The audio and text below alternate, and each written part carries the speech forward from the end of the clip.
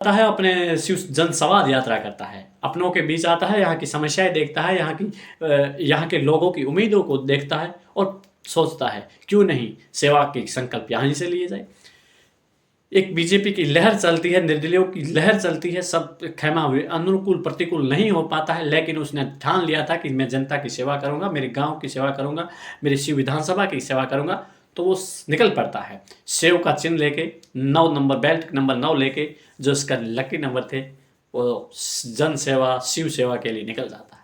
वो बाबा गरीबनाथ की का आशीर्वाद लेता है और फिर पीछे मुड़ के कभी नहीं देखता है।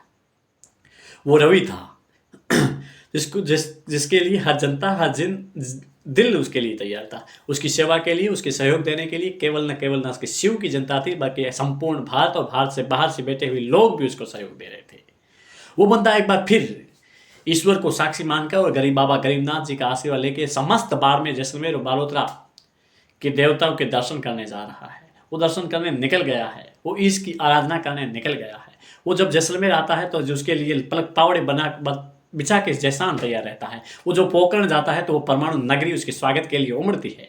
वो किसी संप्रदाय का महताज नहीं, वो किसी जाति गणित का महताज नहीं, वो रवि है। वो रविमय संसद करने आया है, वो इतिहास को बदलने आया है।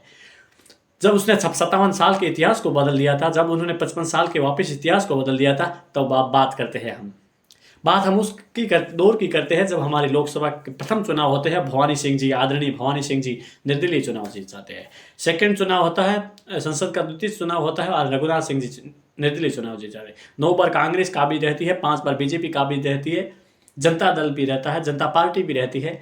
लेकिन इतिहास को कुछ और ही मंजूर था, भाग्य को कुछ और ही मंजूर है। और वर्तमान में बढ़ रही राजनीति की गर्मी से लोकसभा क्षेत्र में जैसलमेर और बाड़मेर के मांग और उनके मन को और ही मंजूर है।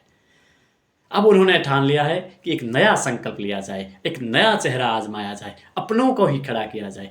क्यों, एक बार तैयार हो जाओ लोकसभा क्षेत्र के लिए। ऐसे ही संवाद करके रविंद्र सिंह निकल पड़े हैं अपनी इस आराधना यात्रा को लेकर।